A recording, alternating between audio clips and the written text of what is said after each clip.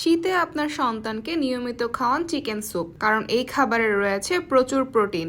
শীতে এই খাবার নিয়মিত খেলে দেহে প্রদাহ কমে, তবে উপকার পেতে চাইলে এতে বেশি পরিমাণে তেল মশলা দিবেন না। আপনার সন্তানকে নিয়মিত দুধ খাওয়ান। যদি ল্যাকটোজ অ্যালার্জি না থাকে তবেই দুধ বা দুগ্ধ জাতীয় খাবার দিতে পারেন, কারণ দুধে রয়েছে প্রচুর প্রোটিন। এই প্রোটিন বাচ্চাদের শরীর খুব সহজেই গ্রহণ করে নেয়, যার ফলে মেলে শক্তি।